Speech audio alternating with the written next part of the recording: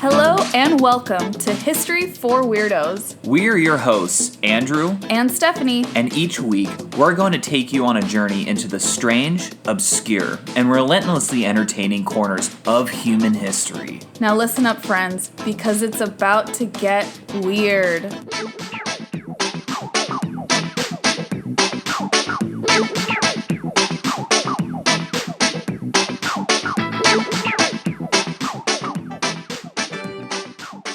Weirdos, welcome back to another episode of History for Weirdos. Hey, it's good to be back with like a traditional sit-down storytime episode. I know, it's been a few weeks since we've had just a normal episode for you guys. It just happened to be that we had a lot of interviews like back to back to back.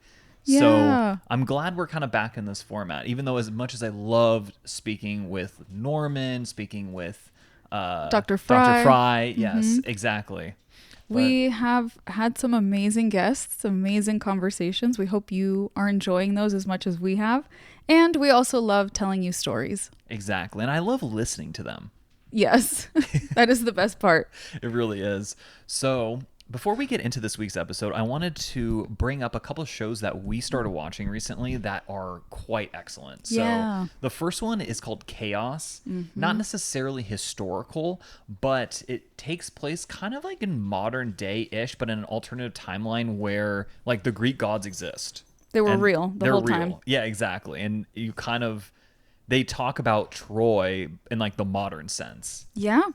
And it's really interesting. And Jeff Goldblum plays Zeus, so that's all you need to know. That's all you need to know. It's a very interesting modern retelling of some of the most famous Greek myths. Yeah, We've both really liked it. Yeah, so good. And then another one was called The Terror, which I know a few of the weirdos have actually recommended to us, interestingly enough. It's an older show. Well, not older, but it's like 5, 6, 7 years old. Something like that. We think it may have just been released on Netflix, and that's why it's getting traction again. Yes. And that's where we watched it on Netflix. And if we have an episode on the Franklin expedition, which this covers, but kind of takes a slightly supernatural approach to it, but they do it in a really good way. It's a really well done show. Warning, it's really depressing though. Very depressing, very graphic. Yeah, very graphic, very bleak, but just like you can't look away once you start watching it. Exactly, and the acting is phenomenal. Yeah, I agree. Really, really amazing shows lately. Yeah, exactly. So, I mean, we're not sponsored, guys. These are just shows that we literally just watch because we like them. We watch things like this and we talk about you guys. Yeah. We're like, oh my God, the weirdos, they would love this. We should tell them. Exactly. Oh, and then also right now we're in the middle of the Menendez brothers. Yes, much more modern. Much more modern. It takes place in the 90s primarily. But that's a good one too. That one would have like a lot of content warnings. Yeah. Look those up. We won't share them with you now. But very good, very disturbing. That's our theme. We like very good, very disturbing things. That is our theme. Yeah. Oh, man. Okay. Well, without further ado, that's all we have. Stephanie is going to go into this week's episode, which I'm really excited about. Well, this week's episode is in honor of Hispanic or Latino Heritage Month. I will be covering a very iconic Mexican woman for this week's episode. Nice. No one's surprised that is what I chose. Yeah, no one's surprised at all. We are going to be discussing Dolores Del Rio. She's an iconic Mexican actress who became an international star, a cultural ambassador. She broke barriers for representation in Hollywood during the Golden Age, and she was in both silent and talking films, which was a really difficult transition to make at the time. That's a huge deal. Not too many people were able to do that. Yes, and then after her success here in the States, she went back home to Mexico and led the charge basically for Mexico's golden age of cinema. Wow. Yeah, so we're going to learn about her and her life and her legacy. Very cool. Thank you, as always, to Felicia for all your beautiful research. We appreciate you. So, let's get into the background here. Dolores Del Rio was born August 3rd, 1904. That's a long time ago. That's a long time ago. In Victoria de Durango. She was born Maria de Dolores Asonzulo y López Negrete. Wow, that's a lot. And of course, her name's Maria. Maria de Dolores. So Maria of the Sorrows. Yeah, Maria of the Sorrows. Oh my God. That's her full name. That's sometimes Spanish names are so badass like that. Yeah. Like you just don't have that in English. We really don't. We really don't. I will say my abuela, her name is Maria Dolores. Not Maria de los Dolores, but very close. And Dolores Del Rio was born into one of Mexico's richest families. So that is important to acknowledge when we think of, well, you'll see, she actually has quite a few downfalls in her life, but she comes from a background of privilege, which I personally think does give someone a little bit more of a sense of, I belong here. Absolutely. Right? It absolutely does. You've been exposed to the wealthiest people in the world. You're going to be like, oh, I could take my place. Yeah, so she's a little bit of a Nepo baby. A little bit, yeah. She's a little bit of a Nepo baby for sure. Her father was Jesus Leonardo Asonzulo Jacques. Jacques Cousteau. He was the director of the Bank of Durango, as well as the son of wealthy farmers. Her mother was Antonia López Negrete, and she belonged to one of Mexico's richest families, and she was able to trace her bloodline back to Spanish nobility, which sounds like a flex, but it's not. That means they did some pretty messed up stuff. Okay, can I just also say something really quickly? Yeah. I mean, two of my favorite things in the world, like doing this podcast with you and petting Pericles, and I'm doing them both at the same time right now. You're living the dream. I'm literally living my dream. Oh, I know. I'm so glad. He's like, you can kind of see his butt on camera if you're watching this. But if you're watching this. Thank you. That was a worthwhile interruption. yes, I thought you would enjoy. So growing up, Dolores Del Rio, actually Felicia put in a good question here. She's like, would she have gone by Maria? Would she have gone by Maria Dolores? Dolores? Something else? It's a very good question. In a lot of Spanish cultures or Spanish language cultures, a lot of women will be named Maria. Yeah. Right? Because of the Virgin Mary. And then a lot of men will be named Jose, Joseph, father of Jesus, or Jesus, Jesus. So those names tend to repeat a lot. She probably went by Dolores, since we know her as Dolores del Rio, maybe Lola when she was younger. It's very likely that her family was full of Marias. So even though your name is Maria, you're more than likely going to go by your middle name. Gotcha. Mm-hmm. Yeah, we have some insider knowledge here. Yeah, insider knowledge. And as we mentioned, her family were members of the Mexican aristocracy. Her family also included a Mexican filmmaker named Julio Braco and actors Ramon Novarro, Andrea Palma, and Mexican sculptor Ignacio Asonzulo. So yeah, a bit of a Nepo baby. Just a wee bit. And we would think that this is great to be a part of the aristocracy and have all of these good connections. But we would be wrong, because the family's fortunes will decline during the Mexican Revolution. And it was quite a bloody revolution. Yeah, we covered that in a previous episode, or you did. I believe I did, yeah. I believe you're correct. I don't recall the number off the top of my head now, but it's in there, you guys. It's in there. We've done so many that we're starting to forget. Like, yeah. oh my God, I did an episode on that, but it was like 3 years ago. Yes, exactly.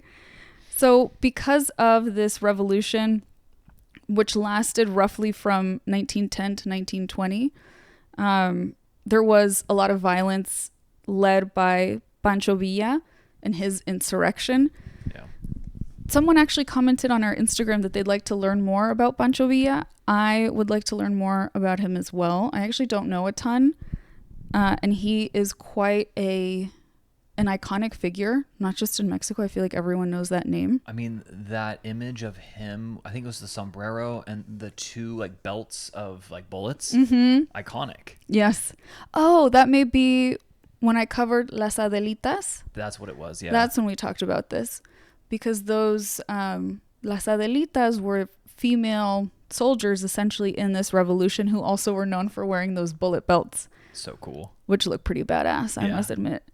But a lot of the aristocracy were being murdered, right? Which is where the controversy comes in, is killing these people who have been for generations oppressing certain groups in the country, particularly indigenous groups. You turn to violence. Is violence ever the answer? I'm not sure. Some would argue it is. Some would argue it isn't. I'm not here to make that argument. Yeah, definitely not. But here to contextualize that for Dolores Del Rio, she was a little girl and she and her family would have been very scared of being killed in their sleep or having their house burned down with them in it. Yeah, that's not surprising. Yeah. So what they did was they fled Durango, their home state, disguised as peasants. Allegedly with Dolores Del Rio's mom carrying Dolores in a picnic basket. She was that small. Oh, that's adorable. Yeah, and just pretending to be a poor woman. And she arrives in Mexico City, and that is where her father rejoins them because they kind of had to split off for safety. And this is in 1912. And while in Mexico City, her family lived under the protection of Mexican president Francisco Madero. Oh, wow. Because he happened to be her mom's cousin. Oh, wow. So she is really well connected. She's a well-connected lady, yeah. So she's so well-connected that, of course, while in Mexico City, she goes to a very bougie school. It was called the Collège Français de Saint-Joseph, a college run by French nuns. So that sounds really fun. And when we say college, I'm sorry, I think I translated that literally. College means just like a prep school. Gotcha. Colegio is just like school. It doesn't mean college, like where you and I met. You would only say university in Spanish for that one. I did know that. Yeah. Weirdly enough. Yeah. So at this school, at this French nun school, that is where Dolores discovers her passion for dance. She witnesses Russian dancer Anna Pavlova perform for the school, and she is smitten. She's like, that's what I want to do. Oh, that's so dope. Yeah. Between Pavlova's performance and then another Argentinian dancer that came to the school later on, Antonia Merce, known as La Argentina, which just means the woman from Argentina, Dolores was convinced that she wanted to pursue a career in entertainment, more specifically a career in dance. Her mom, begrudgingly was like, okay, cool. I'll let you study dance, but only if we get you the best teacher in the country. The best. The best, you see. And they booked lessons for Dolores with Felipita Lopez, who was probably one of the most well-known dance instructors in the world. Oh, wow. That's a huge deal.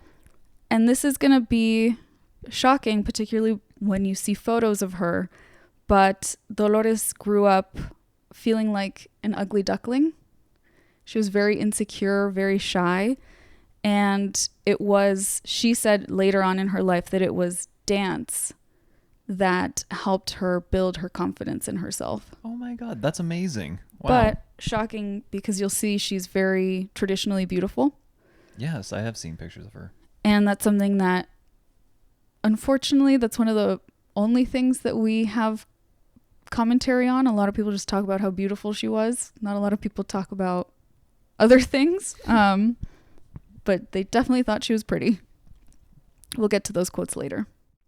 So, one day, as a young woman, Dolores and her family attend one of those aristocracy parties in Mexico City, where people talk about money and things like that. Excellent. And it's at this party in the city where she meets Jaime Martinez del Rio, the son of a wealthy family. Jaime del Rio had been educated in the United Kingdom and had just spent the last few years living in Europe. Oh, so he bouge. He bougie. After a whirlwind 2-month courtship, they get married. Do you think it's going to go well? It's not going to go well. Yeah. Spoiler alert, it does not go well. Did you just love my sigh? Because I was like, I already know this is going. I will say, though, they only dated for 2 months, but their honeymoon lasted 2 years. They spent 2 years traveling around Europe. What? Just for fun. Isn't that incredible and also infuriating? I hate them so much. Yeah. I can't imagine. Wait. Oh, no, this would have probably been like the 20s or something, right? Yes, this was the 20s. Mm-hmm. So they were having a good time. Just living off their family money and being young and newlyweds. Good times. Good times. So during this time, while they were traveling, Dolores actually had the opportunity to dance for the King and Queen of Spain at the time. No big deal. There was a performance for soldiers who were coming back from Morocco. And the Queen was so impressed by Dolores that she gave her some gifts and a photograph, kind of like a picture of the Queen. She's like, here's a picture of me. Here's a picture of me. You're welcome. As a token of appreciation. That's such a Queen thing to do. I know. Monarchs. But then, so that tells us that Dolores was a good dancer. Right. She was so good. She could perform literally, like she had the confidence to perform in front of royalty kind of at the drop of a hat. You know, no big deal. No big deal. No biggie. So upon returning to Mexico after their 2 years honeymooning, her husband decides to invest in a growing cotton ranch in Las Cruces in Durango, actually, where Dolores is from. Only a year later, however, in 1924, a global cotton market collapse forces them into economic hardship, and they have to live under the care of family members. Oh, that's the worst. Yeah. So they just kind of, I'm not sure if they were together or separate. They just kind of were like couch surfing, basically. Oh, wow. But they had so much money, but they lost most of it, if not all of it. Yes. Oh, boy. To help her husband and to help herself, obviously, out of this financial difficulty, Dolores had to sell all of her jewelry, like the jewelry she would have inherited from her mom, from the family's aristocratic and noble lineage. Oof, that's rough. Yeah, to recover some of their fortune because it was worth a lot. And then making matters even worse, during this time, Dolores had returned home. They lose their money. And she had become pregnant, but had serious complications. She lost the baby in a miscarriage, and the doctors told her she should never get pregnant again. Oh. So she never has children. Oh, man. Yeah. This is... Especially for a Mexican lady at this time. Yeah. Your parents are going to be disappointed in you. There would have been a lot of pressure, you're Yeah. right, to have not just a kid, but a lot of kids. Right. So this was not a good time for them. Then, early in 1925, famous painter Adolfo Best Magard, I've never heard of that name, he visits the couple with his close friend Edwin Caryu. I don't know how to pronounce his name either. He's a highly influential American filmmaker and director with First National Pictures in Hollywood. First National Pictures here. Yep, I bet he talked just like that. Oh, of course he did. 100 years ago? Yeah, he talked like that. Caryu is what I'm going to call him. I think that's how you say it. He was immediately taken by Dolores Del Rio, and he invited her and her husband to come move to Hollywood. Man, it was so easy back then, huh? Dolores Del Rio's husband was like kind of suspicious. He's like, why is this guy so insistent that we move to Hollywood? But he was down on his luck, really needed money, and he thought to himself at the time that he could make it big writing screenplays, and so he agreed. And they move. Okay. So they get to California against all their family's wishes. Of course, their family's very scandalized that they're going to Hollywood. And Caryu takes on the role of Dolores's agent, manager, producer, and director of her early films for Dolores Del Rio. He marketed her as this sort of, it's unfortunate, like trope, but like kind of an exotic heiress. Yeah. Right, to get people behind her. It was, quote, Dolores Del Rio, the heiress and first lady of the high Mexican society. She has come to Hollywood with a cargo of shawls and combs valued at $50,000. She's said to be the richest girl in her country, thanks to the fortune of her husband and her parents. She will debut in the film Joanna, led by her discoverer, Edwin Caryu. Oh my God. How many shawls and combs do you need to have for them to be worth $50,000? That must... maybe they're like laden with gold. Let's hope so. Yeah, I'd hope so too. Because that's wild. That's insane. So her big film debut was only 5 minutes of screen time. But hey, no small parts. Only small... Wait, actors? Was that it? I don't know. I really don't. I don't know that phrase. Okay. So I just sound crazy then. Yes. I think it's there are no small parts, only small actors. But that doesn't sound as inspiring as I think it's intended to. No, it doesn't. Yeah. Well, her part is a very small part. Like I said, only 5 minutes. But people really were captivated by her beauty in those 5 minutes. And so Karyu, acting again as her agent, once this film premieres, he's got several others lined up for her. Oh, nice. In 1926, Del Rio starred in the film What Price Glory? That's the name of it. What price glory? That doesn't sound like a fun film. No. This film, though, became the second highest grossing film of the year.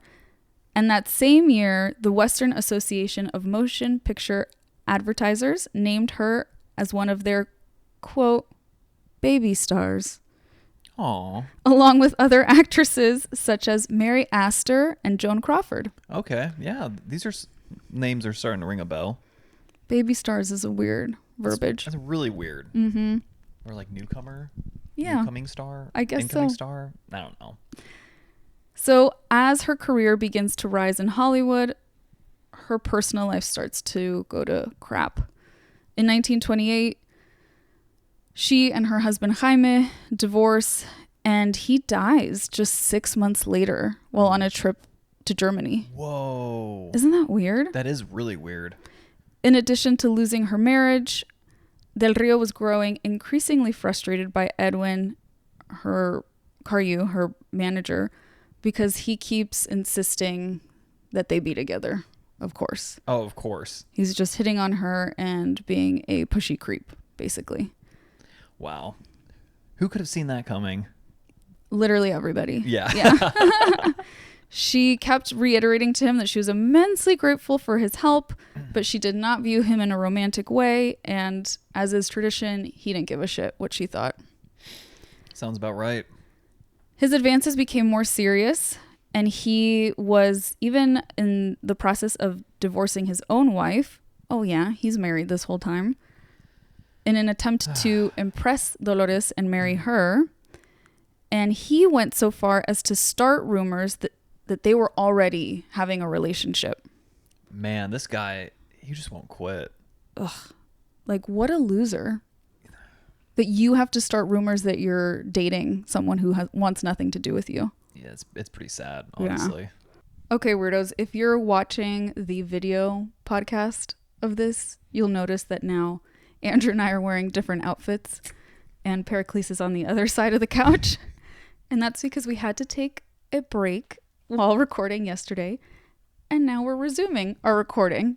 And if you're not watching, you have no idea what I'm talking about. Just ignore it. Just ignore it. We're just getting right back in the story. We're going to continue. So, following the premiere of a successful film titled Evangeline, Del Rio told the press this about her agent. Mm-hmm. Mr. Karyu and I are just friends and companions in the art of cinema. I will not marry Mr. Karyu. Wow. Friend zoned. That is the most hardcore friend zone. She went to the press. Oof. To let this guy know, I don't care if you divorce your wife. I don't care what you say. I am not going to be with you. Boom. Roasted. So with the support and the advice of United Artists, a talent agency, she was able to break her contract with this guy, the creepy guy Karyu, and move over to United Artists. But in retaliation, Karyu filed criminal charges against her, claiming a breach of contract. Oh my God, what a loser. They settled with him outside of court. Unfortunately, I wish he hadn't won anything at all. Paying him like compensation for the money he lost out on, basically. Right. Okay. And despite the settlement, Carew went on a campaign against Del Rio, filing a new sound version of his silent film, the one that they worked on together, Resurrection, replacing Del Rio with another Mexican actress with whom the public had kind of like pitted them against each other because they were like the two Mexican actresses. Right, of course. I mean, two Mexican actresses, they have to be enemies. They have to. Two women? Oh, they're enemies, obviously. They have to be in competition with one another. Absolutely. But thankfully, despite Carew trying to mess with Del Rio's career, it didn't really work out. Del Rio starred in 6 silent films during the 1920s, and they all had pretty good success. Oh, heck yes. Mm-hmm. And then, really impressive, Del Rio's debut talkie film came in 1930 when she acted in a film called The Bad One. The Bad One. After that, and after her break with Carew, she met MGM art director Cedric Gibbons. Okay. I feel like that sounds like a Harry Potter character, probably because of Cedric Diggory. Yeah, it does. She and Gibbons began a romantic relationship. Ooh, I bet Carew was pissed. Yeah, exactly. And much like her first marriage, the two were wed just a few months after meeting each other. Girl, why? Yeah. She's making the same mistake. Yeah, literally, I was saying, this is the same mistake. Mm-hmm. Again. Shortly after getting married, Del Rio suffered actually a severe kidney infection.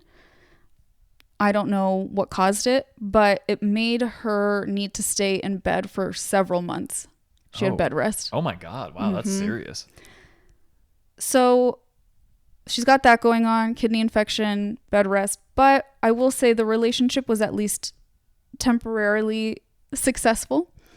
The Del Rio Gibbons marriage was one of the most prominent in Hollywood at the time, with many A-list celebrities known to go over to their house for Sunday brunches, where they would cute. Yeah, where they would have brunch, they would play tennis, and they would swim in the pool. That sounds like fun. That must be nice. It must be really nice. But because of her inability to work while she was on bed rest, Del Rio was dropped from her agency, United Artists. Oh, snap. After her recovery, she does get picked up by the producer David O. Zelnick as an exclusive actress for RKO Studios, which was common at the time. Yeah. For essentially a studio to own your contract. Yeah, it was really segmented. Studios had a lot of power back in this era. Exactly. I think we've talked about it in previous episodes as well. Right. Her first film with RKO Studios was called Girl of the Rio. Oh, literally of the Rio. Yeah, Del Rio. Get it? Debuted in 1931. I believe that film maybe took place in Rio de Janeiro. Oh, okay. So it's like a double entendre there. Yeah. Okay. But very clever, I thought. It's very clever. Her next major role for RKO, was titled Bird of Paradise, and that was released the following year in 1932. But this film had a lot of controversy attached to it because critics said that Del Rio's costumes were too revealing, particularly in the swimming scenes. Yeah. Like, duh. Yeah. Is she gonna swim in like a full suit? Like, what do you want? Yeah, exactly. That doesn't make like any sense. Like, what the heck? But funny enough, what tends to happen when there's controversy around a movie? It does really well because you're getting free publicity. And that's what happened here. Yeah, not surprising. So because the grumpy old men didn't like that she was too naked while swimming, everyone else went to go see it so they could see her swimming. The horror. The horror. And because this film was so successful, she had another film and another film. Like, she got booked back to back to back, right? The following year, she starred alongside Fred Astaire. Wow. And Ginger Rogers in Thornton Freeland's musical comedy called Flying Down to Rio. Another look at Rio that. one. This might be the one that takes place in Rio de Janeiro. I was looking up her films. I can't keep them straight. To be fair, quite a few of them seem kind of cheesy. Yeah. but probably entertaining for the time. In this film, Del Rio became the first female to wear a two-piece bathing suit on screen. Oh. What we would call a bikini. Right. That was very Scandi back then. Very controversial, of course.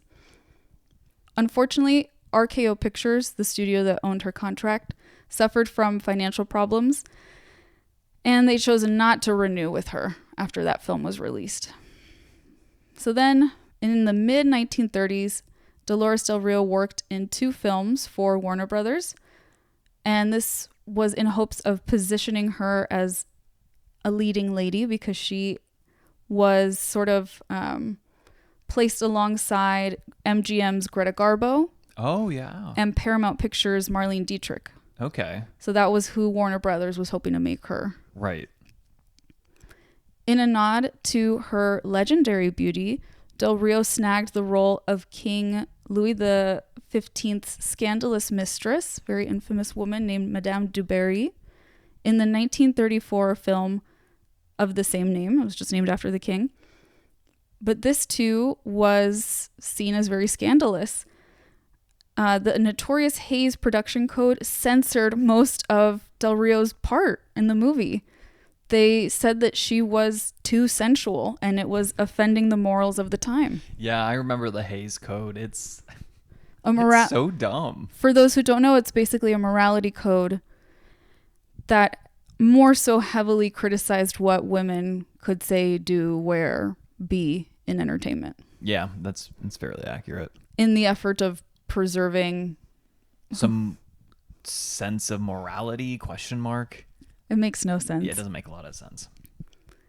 In 1934, Del Rio, along with other Mexican film stars, was invited to a special screening of the film titled Que Viva Mexico, which is like I don't know how it's like Mexico live on. What is it that you say? Oh, like Long Live the King? Right, like Long Live Mexico. Long Live Mexico. We say that. Got it. Okay. Que Viva Mexico, you might hear someone say, Que Viva Mexico, and then a crowd would respond, Viva. Yes, I think I have heard that actually. Yeah, it's very common at like sports games, things like that. So she's invited to the screening of Que Viva Mexico, and she's probably one of the most famous Mexican actresses of the time. It makes sense. It turns out the film had been produced by a Russian filmmaker. Okay, odd start here. And the film was then accused, and maybe it was accurate, of spreading pro-communist sentiment with very nationalistic and socialist overtones. I wonder if that's true or not, or is it just like... I wonder as well. Red scary. Yes. Was it just the sort of blind fear of communism, or was it accurate? Was that why the Russian filmmaker made the film in the first place? Yeah, I could see either one being accurate. Well, unfortunately for Del Rio, it was bad press. That's that's not good press. Since she was a very prominent person at the premiere, people then started to believe that she was a communist. Oh, you went to this movie? You must be a communist. That's exactly the whole thought process there. That's logic right there. Mm-hmm. And we will see that theme, unfortunately, reemerge later on for her. Okay. But despite the controversy, she would make 3 more films for Warner Brothers throughout the 30s. The studio ends their contract with her, though, in 1936. There's a movie called The Widow from Monte Carlo, and it flops. And that's when they kind of kick her to the curb. So then, as a result, Del Rio began advertising with brands like Lucky Strike cigarettes and Max Factor makeup, which today that's not uncommon. We see big celebrities endorsing brands all the time. Right. But it was kind of seen as like, oh, she's a little down on her luck and she needs to do commercials. Right. Like, oh, wow. You can only do commercials. Man, people sometimes. Different times. But then, using his influence with MGM, Gibbons, her current husband, he secured a role for her in the 1940 film The Man from Dakota. Unfortunately, in the minds of the Hollywood execs, Latin stars would never be able to compete with leading actresses of European descent. Again, Greta Garbo, Jane Crawford, Jean Harlow. Right. And they just weren't interested in investing in her career further. They didn't think they could make her a household name because she was Latin. Right. And unfortunately, shortly after, Del Rio's name, as well as the name of other actresses for MGM, were published on this list in newspaper, calling the actresses, quote, box office poison. Oof. That's not going to do wonders for your career. Really harsh. And it was just because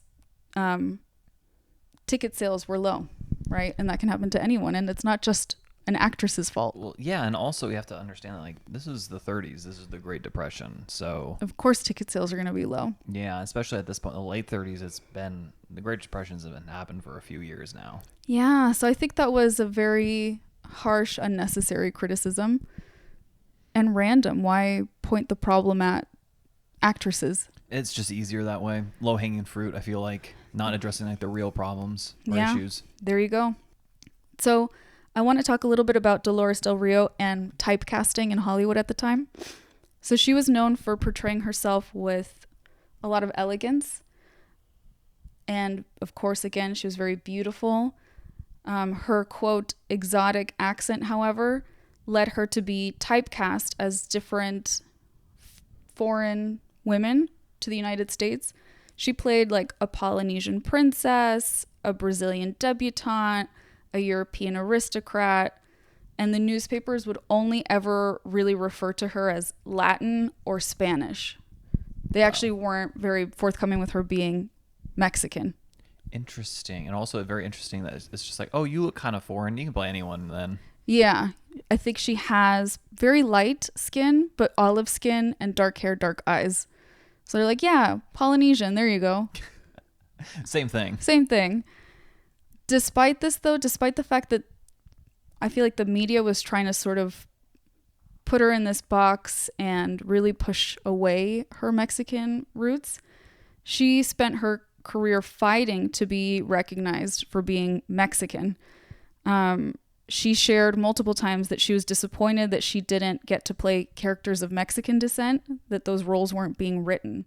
And she also chose to keep her Mexican citizenship, which was really symbolic because she, at this point, would have qualified for U.S. citizenship. Right.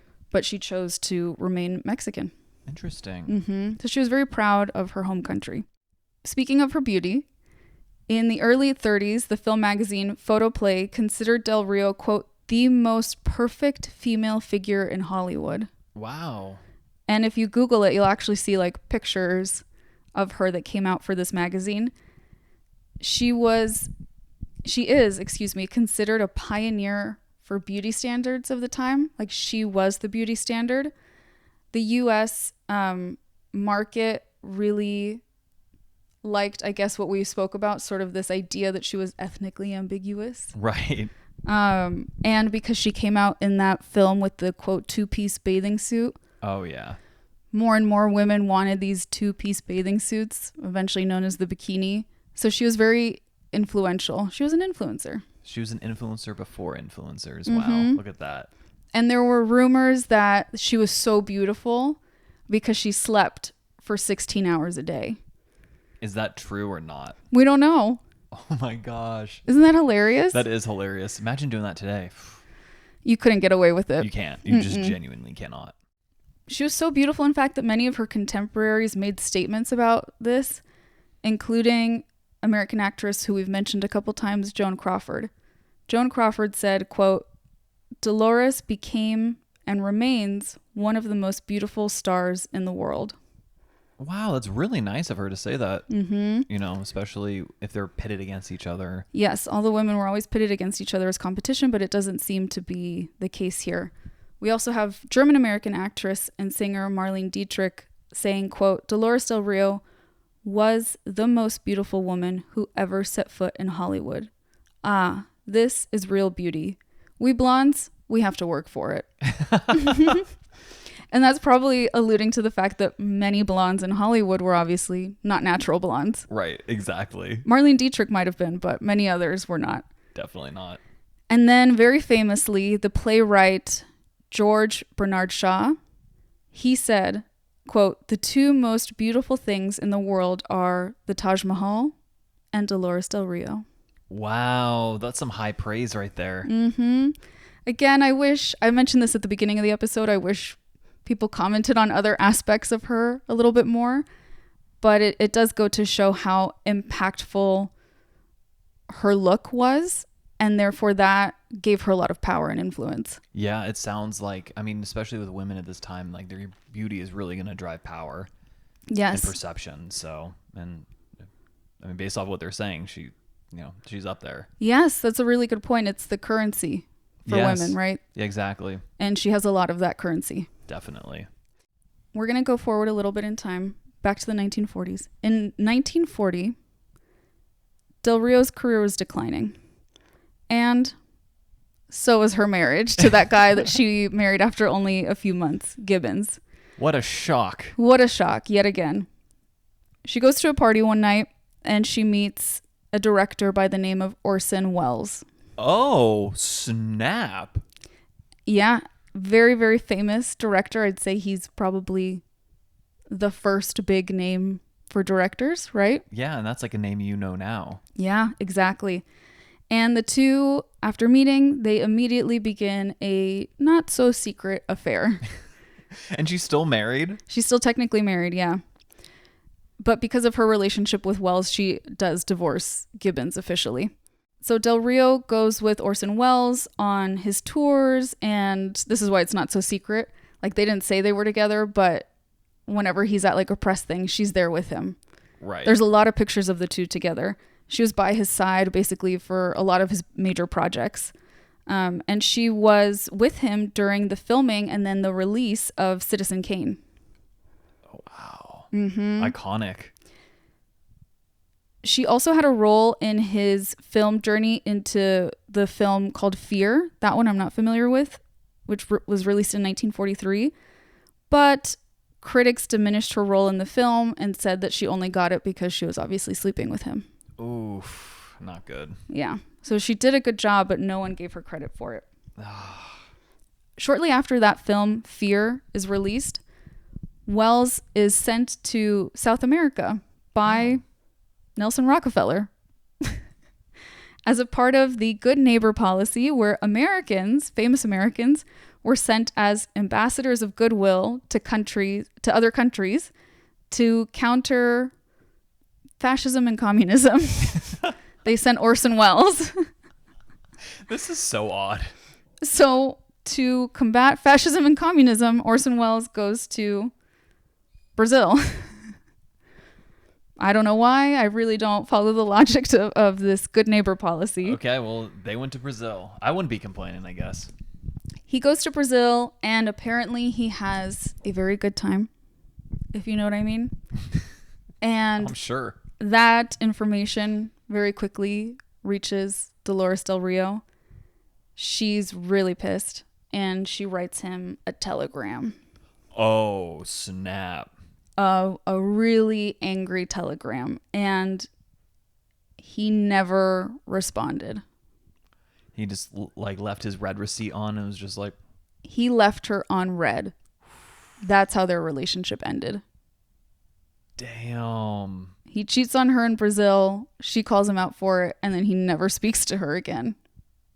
He just ghosts her. Yeah, like the most intense ghosting ever. Ghosting before ghosting was even a thing. Mm-hmm. Wow. And despite this really odd and immature, I'd say, disillusion of their relationship, many people in Orson Welles' life, after he passed, said that Dolores Del Rio was the love of his life. Odd way of showing it. Yeah, I completely agree. So only a few weeks after this breakup, this breakup, I guess, Dolores Del Rio's dad dies back home in Mexico. So she's not feeling great. She's homesick. She's newly out of a relationship and recently divorced. Lots of things going on for her. And she actually released a statement to the press regarding the passing of her father. She said, quote, "Divorced again." Sorry, that part makes me think of Friends. Divorced again. Yeah. "Without the figure of my father, A film where I barely appeared, and one where they were really showing me the way of art. I wanted to go the way of art. To stop being a star or being some actress, which I can only do in Mexico. I wish to choose my own stories, my own director, my own cameraman. I can accomplish this better in Mexico. I want to return to Mexico, a country that was mine and that I do not know. Like, I guess maybe because she'd been gone for so long. Mm-hmm. I feel the need to return to my country. Wow. And she said that in the press? Mm-hmm. Snap. Again, it's another example for being very proud of where she comes from. Mm-hmm. So she obviously knew at this point that she wanted to take control of her life. And this is when she returns to Mexico to uplift the Mexican film industry. Okay. She had been scouted prior to this by Mexican cinema for nearly a decade, right? They're like, right. Oh my God, like come be in our, come back, be in our movies. But she was really focused on building her career in the United States. But because of her reputation, she did maintain a close relationship with various prominent figures in Mexican art, including Diego Rivera and Frida Kahlo. Oh, okay. They were friends with Dolores Del Rio. I know them. Mm-hmm. So she goes back home, and in 1943, she stars in her first Spanish language film. Oh, that must have been such a breath of fresh air, too. Oh, my goodness. Like, can you imagine? Like, going back to your native language. It must feel so much more comfortable. Yeah. And this film was titled Flor Silvestre, which means wildflower. Oh. By Emilio Fernandez. The film, thankfully, was a huge box office success.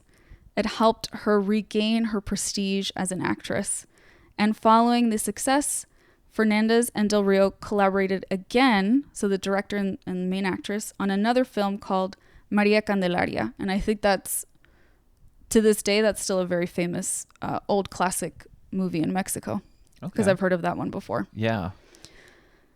Fernandez, the director, claimed to have written the outline for the film on 13 napkins while sitting at a restaurant, which I think is just like a cool origin story. Yeah. Kind of like J.K. Rowling writing Harry Potter on a napkin. Exactly what I thought about. Mm-hmm.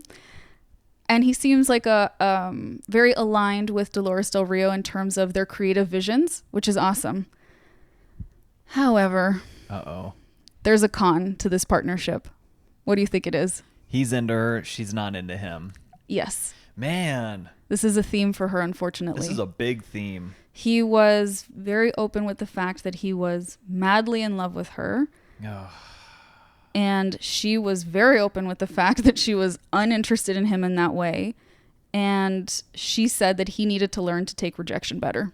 Oh, boy. Amen. And she's a big name, especially for Mexico. So, like, you know, she can kind of get away with some things that she probably couldn't normally get away with. Yeah, that's a really good point. She can kind of speak her mind a little more freely. Exactly. So because of this, because of the fact that he's super into her, she's rejecting him, when they were filming Maria Candelaria, tensions were really high. Oof.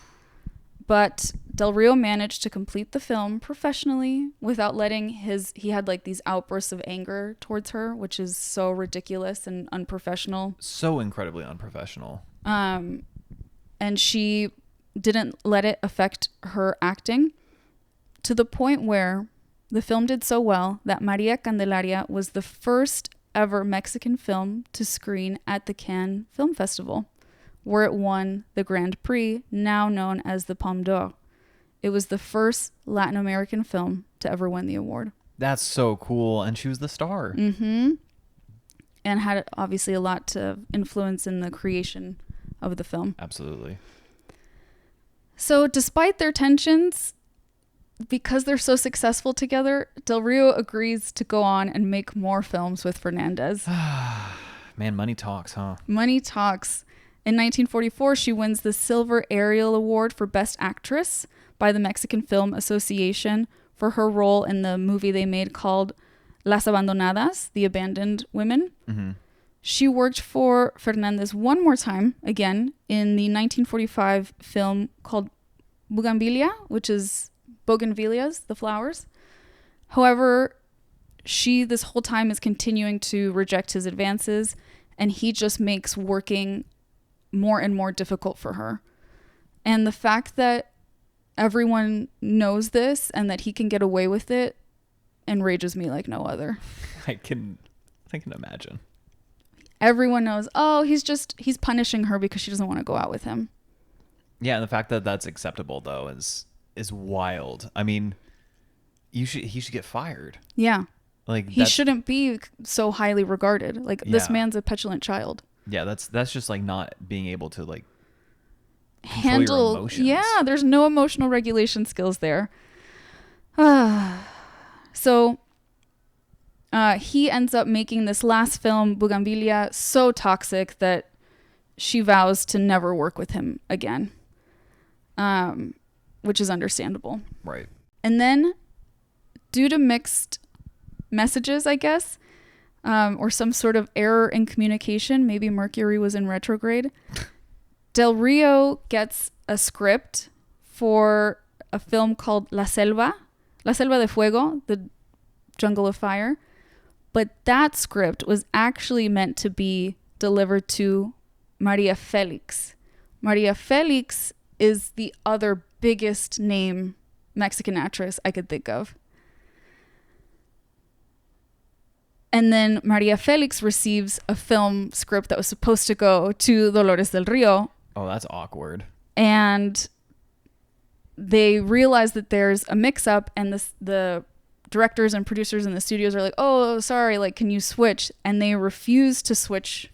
They each want to keep the script that they got. That's amazing.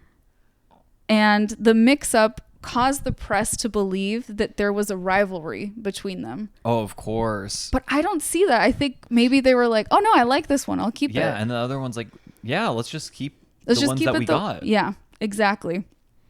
So I think it's, again, another frustrating example of there being other talented actresses that Dolores Del Rio is working in tandem with, and the media is trying to, make it look like they hate each other. Yeah, I mean, it makes sense. The media loves tension. The media loves it when people are like pitted against each other. That drives for a better story.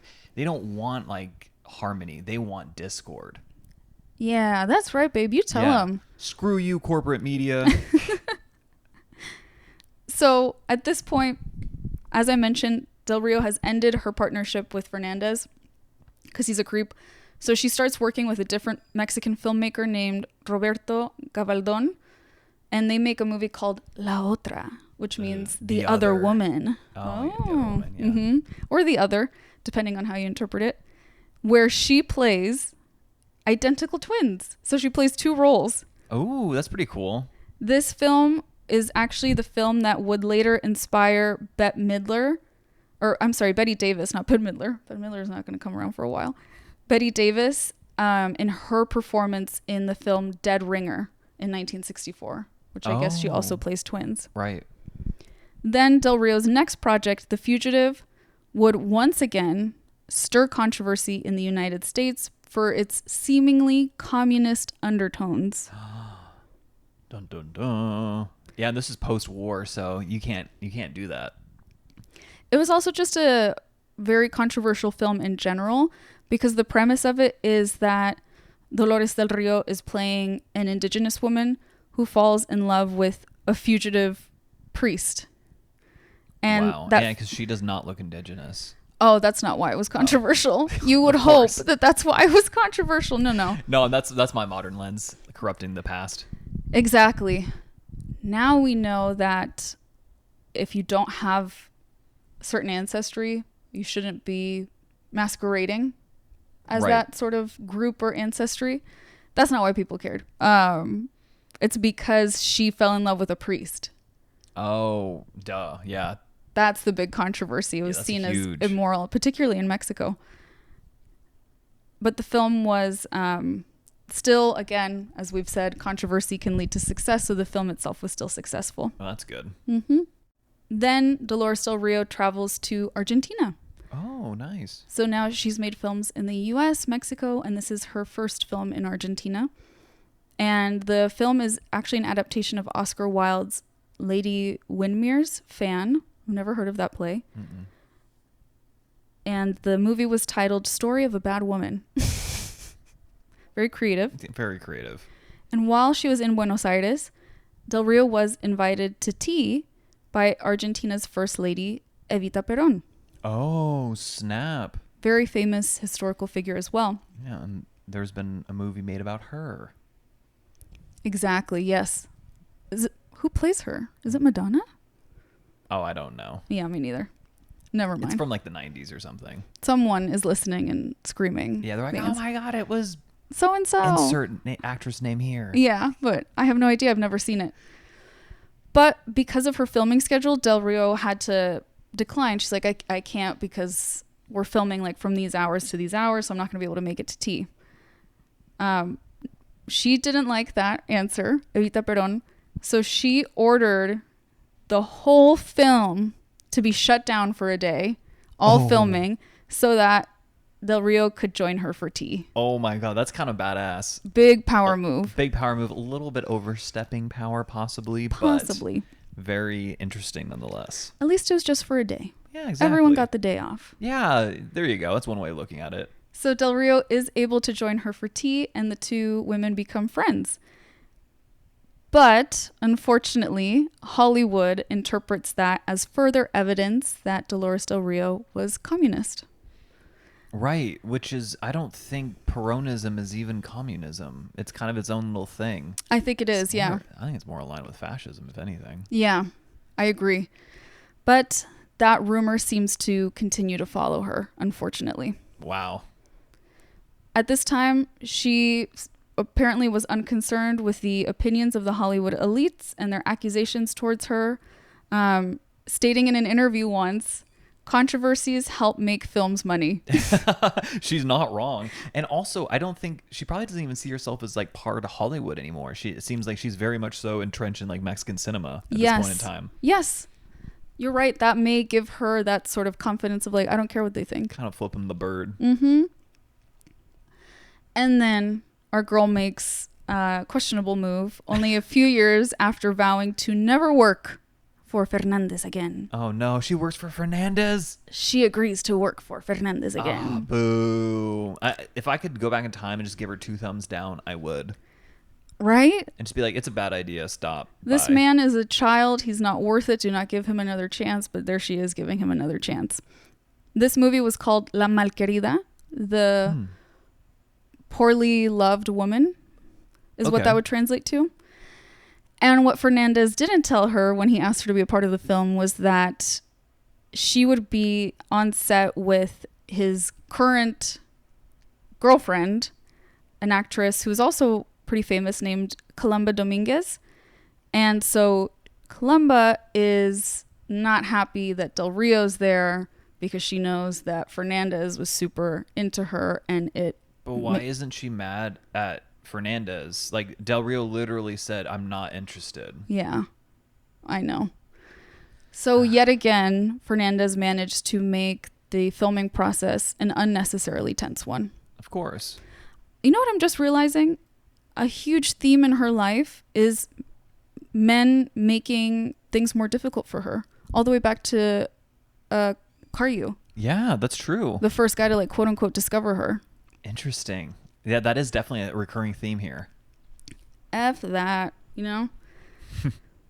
Del Rio then earned a second and third Silver Ariel Award in 1951 and 1953 for the films Doña Perfecta, the perfect woman, I guess. And boss woman. Yeah. Doña and Don, they are status sort of markers. It's a symbol, it's a sign of respect to call someone that. But Doña would be like a well-regarded woman. So Doña Perfecta. And the other film was called El Niño y la Niebla, The Boy and the Snow. Oh. Then she was meant to act alongside Spencer Tracy in the 1954 film called Broken Lance. However, and this was an American film. So this is her stepping back into American films, and she finds out that she is fired because she's been blacklisted from Hollywood because people believe her to be communist. Oh yeah, and this is actually like the Red Scare right now. Yes, is happening, like the real like McCarthyism, Red Scare in 1950s. This is the time. Yes, one of the other reasons that folks really suspect her, like all the stuff we've talked about, but she's close with her cousin named Maria Asunsolo. She was a very well-known feminist activist in Mexico. And because she was a feminist, people believed she was a communist. I mean, clearly. The exact same thing. And then because she was a communist, people were like, that's proof. That's the proof that Del Rio's a communist. The leaps in logic here are like astounding. It's so draining to even like read it. I can't imagine having to live it. I know. I would just look at them and be like, are you guys kind of dumb? Yeah. Yeah. I just yeah, think you they are. just didn't. I think there just was lack of information that most people had, and it was just like fear mongering. Mm-hmm. I mean, there were communists in Hollywood. Don't get me wrong, and they were, but like expelled or whatever. But I feel like for every one, there was probably like 100 people that were like included on a backlist or blacklist, or maybe not 100, but like 10 to 15, 20 or whatever that like actually weren't. Mm-hmm. Yes. And Del Rio's very adamant that she's not. She actually, in this time that she goes back to the United States, she kind of like campaigns for herself that she is not a communist. She doesn't believe in communism. She does an interview with reporter Luella Parsons, and she reminds her, like, in Mexico, people are fighting communism as well. Like, Mexico isn't a communist country. That's not like the overarching sentiment, blah, blah, blah. She's using logic. People don't like that. People don't like it. Yeah. But despite the Red Scare going on in the United States, she has sort of a nice break in her career where in 1957, she's selected as the vice president for the jury at the Cannes Film Festival that year. Oh, really interesting. She's the first woman to ever be given the role. Oh, that's a huge honor. Huge honor. And that same year, she makes her TV debut in the American series called Schlitz Playhouse. Oh, never heard of it. Never heard of it either. So even though she has these rumors kind of blacklisting her from films, she has these two other positive experiences in 1957. Yeah, and going back to American, made entertainment. Exactly. And then in 1959, Del Rio stars alongside Maria Felix.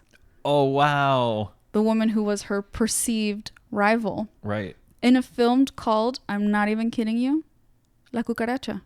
La Cucaracha, La Cucaracha. These two women were considered and still are considered the leading female stars of Mexican cinema. Those are the two biggest names, I'd say, Mexican cinema. It's Dolores Del Rio and Maria Felix. Like ever, you think? Ever. Wow. Both are extremely powerful, beautiful, striking women.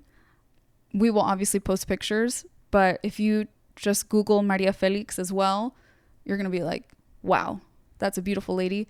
And she was extremely outspoken. She was known for being vulgar, but she wasn't vulgar. She was just a woman with opinions. Right. Of course. That is vulgar. Vulgarity. And because people believed these two women hated each other, the movie did so well. Everyone wanted to see them. Yeah. That's not surprising at all. I was like, oh, when you said these two women are on camera together, oh man, that's gonna get butts in the seats. Yeah, it got butts in the seats for sure. And what's interesting here is apparently we do have some reports that from filming this film that the two women actually were really, really friendly with each other. They really liked and respected one another. Yeah, that makes sense. I think a lot of it is just the media. Again, I have a little bias against the media. But I think they intentionally let people think that they hated each other because it was good for their careers. That's also fair. And I need to back up a little bit to before this because Dolores Del Rio's on her third husband at this point. Oh my God. His name is Dolores. Come on, girl. Jeez. His name is Lewis Riley. And in 1949, the two get married in a small private ceremony, but this time she did it differently. They were together for years before getting married instead of months. Oh, third time's the charm. Third time's the charm. And together they formed their own production company called Producciones Visuales, producing numerous theatrical projects featuring Del Rio. And her first production was a version of Oscar Wilde's Lady Widmer's Fan, which I believe she had done that Argentine film that was also based off this play. Wow. Mm-hmm. After nearly 20 years of being out of Hollywood, Del Rio returned to American cinema to play Elvis Presley's mom. Oh my God. Are you serious? Yeah, isn't that cool? That's so cool. The film is called Flaming Star. It came out in 1960. And in this Western, it's set on the Texas frontier. And the main character, Pacer Burton, is played by Elvis Presley. And he is supposed to be the mixed race son of a white rancher, played by John McIntyre, and his wife, a Kiowa. Kiowa is an indigenous tribe. A Kiowa woman, Nettie, who is played by Dolores Del Rio. Yeah. I again want to point out, it's very possible Dolores Del Rio had some indigenous ancestry. I do, and I don't look like I do, for example. But I don't believe she did because at the time of her birth, Mexico still really functioned under a racist social caste system. So since her parents were both of European ancestry, it wasn't as common for people of European ancestry to marry people of indigenous ancestry. So I don't think so. So today, maybe a little bit of a interesting choice in casting. But back then, it was seen as diversity. Aw. There you go. So in this film, sorry, getting back to it, some people are just racist and they don't let Nettie, played by Dolores Del Rio, get seen by a doctor. They like stop the doctor from getting to her because she's an indigenous woman. And that leads to sort of a war between the white people and the indigenous people in this Texas frontier town. Oh, wow. Very interesting premise for a film, especially for the time.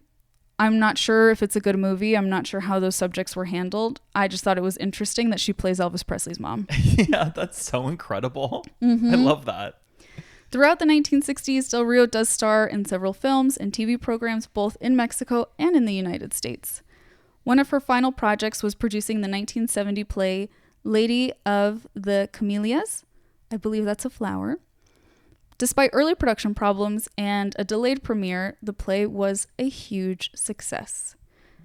Yay! Excellent. And then her final film performance came in 1978 in the film The Children of Sanchez. Wow, that's a long career. Mm-hmm. It's like over 50 years. Mm-hmm. Yeah, could you imagine? No, I literally cannot imagine. She must have really loved what she did. Yeah, absolutely. She also, during all of this time that we've discussed her career throughout the 50s, 60s, and 70s, she is a huge philanthropist and she's a big advocate of women. You might remember earlier in the episode, I shared that she had a miscarriage and then was told she could never have kids, and she never had kids. Right. And yet she was really a champion for mothers in the film industry. She helped form and fund kind of like a daycare so that women could work in film and have their children be watched. Oh, that's really sweet. And it still exists to this day, that organization. They've just renamed it in honor of her. And it's called in Spanish the Dolores Del Rio Day Nursery. Oh, that's really sweet. Mm-hmm. And it still provides free childcare for women in the film industry. That's really cool. Mm-hmm.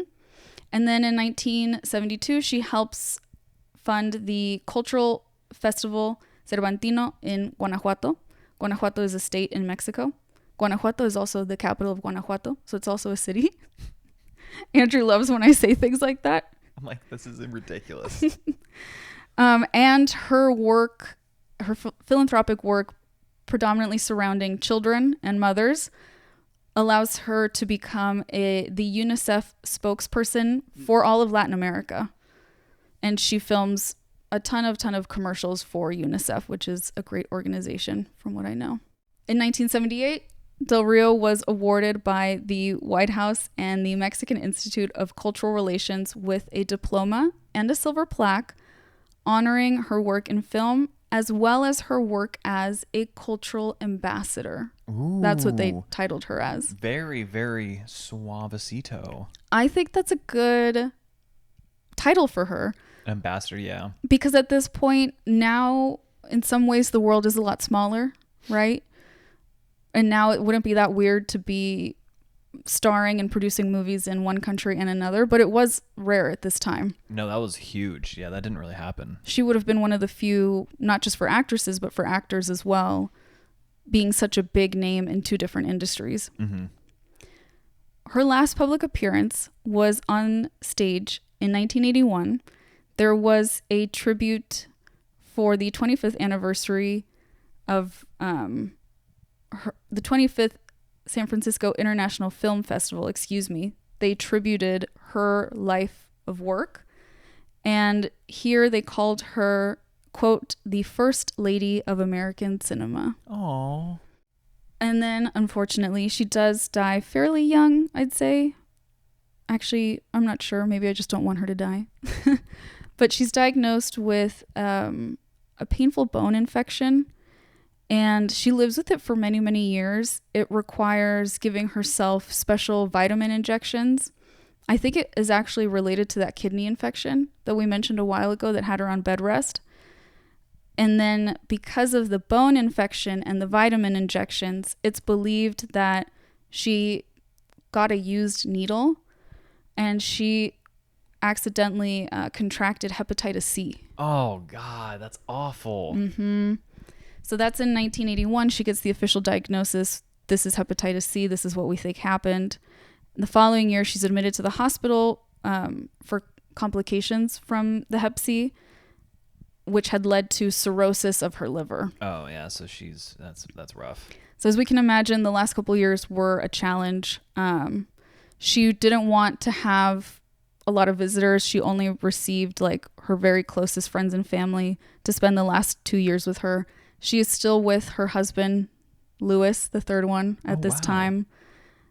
And as she got more ill, she names Louis the sole heir to her estate because they don't have kids. And she requested that her very large art collection be donated to various museums after she passed. Oh, that's awesome. That's the homie move right there. Yeah, that's a big time homie move. So Dolores Del Rio does pass away from liver failure on April 11th, 1983 in Newport Beach, California. Oh, where I'm from. Mm-hmm. Her body is cremated and the remains are sent to a cemetery in Mexico City, a public cemetery. But now that cemetery is actually known as the Panteón de Dolores. Wow, the Dolores Pantheon? Panteón, it means cemetery. Oh, okay. So the cemetery of Dolores, which can also be read as the cemetery of sorrows. Yeah, I was just going to say. So it's a cool little double entendre there. That is. For the 100-year anniversary of her birth in 2004, the Mexican government had her remains exhumed and then reinterred, the ashes, at the Rotunda of Illustrious Persons located in that cemetery. So this is where Mexico buries the best of the best. The illustrious persons. The Rotunda of Illustrious Persons. Wow. That's definitely where I'll go, I think. Yeah. Mm-hmm. And I just want to say that she really paved the way for many generations to come of Mexican actors, actresses, directors, producers to succeed in movies. Obviously, she inspired so many. She was a cultural icon. She popularized the bikini. She engaged in so much philanthropy.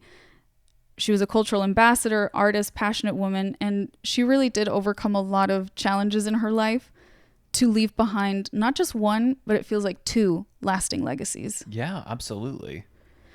And then I want to end it with a fun fact that Ooh. Felicia found. When asking for his autograph later in life, the iconic horror actor named Vincent Price would sign Dolores Del Rio. When asked why, Price said that he had promised her on her deathbed that he would keep her name and her memory alive. Oh, that's really cool. Isn't that sweet? Yeah, that's really awesome. I mean, so insanely random, but like kind of cool, kind of funny too. Kind of quirky. Yeah, definitely. And that, my dear weirdos, is the life and double legacy of Dolores Del Rio. Wow, that was incredible. She lived an incredible life, kind of like, making a huge name for herself, not only in Hollywood, but also becoming like the actress of Mexican cinema. Yeah. Again, I can't imagine. It sounds bad. I was going to say, I can't imagine having that much passion and drive because damn, she like had to really fight for it, and not just one country, but two. Yeah, and at every turn there was someone trying to like screw her over, basically. Yeah, men who were upset that she didn't want to date them, trying to screw her over, or just people in general trying to screw her over, spreading rumors about her. And despite all of that, she did it. Yeah, absolutely wild. Yeah. So incredible. Well, thank you so much for sharing that story. Weirdos, we hope you enjoyed the story on Dolores Del Rio.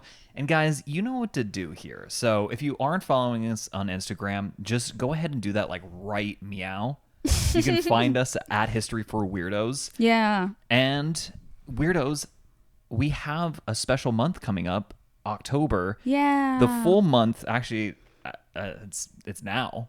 Oh yeah, today's October 1st. Yes, exactly. For us while we record this. Yeah, so it's already October 1st. We will have spooky episodes for you coming shortly. Not the next one, but the one after that. It's going to be our very first spooky episode, so stay tuned. If you have any specific spooky requests, let us know in the comments of this episode. Yes. And weirdos, until next time. Adios.